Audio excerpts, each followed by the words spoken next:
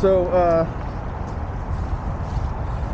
we're out here at Northgate Mall, coming back from Azteca, Yes.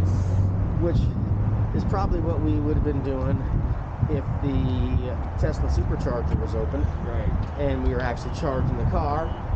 We would have walked around the corner over here to get some free chips and salsa at the Azteca, or maybe we would have gone to Stanford's right here because it's closer, or the Cafe Pho place.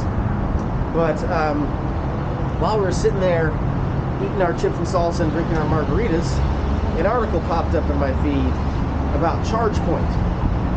What's up with ChargePoint? So ChargePoint is I was going to call it open source, but I guess not open source technically. Okay. But ChargePoint is EV chargers for everybody.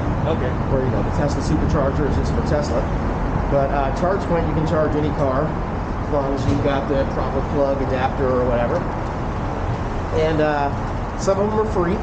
Like there's one in Kirkland down there at the beach by the gazebo. If they're free, how do they generate money? How do they Well, so I make money? guess if they're free, the location is paying for the electricity, paying for the charge point or whatever. Gotcha. But in other just public locations, obviously you would have to pay.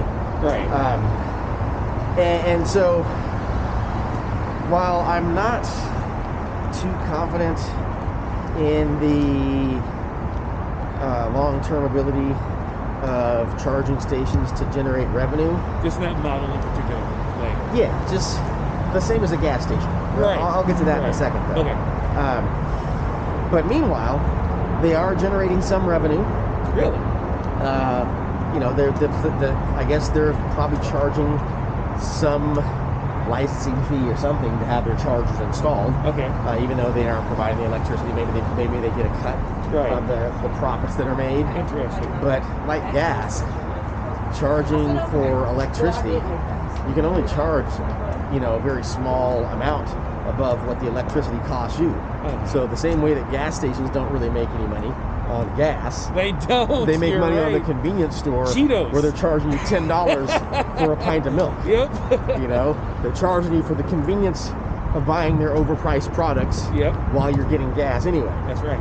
And thus far, as far as I've seen, the charge points and EVgo's and other charger networks of the world haven't been building their own convenience stores. They don't got Cheetos. They don't have Cheetos.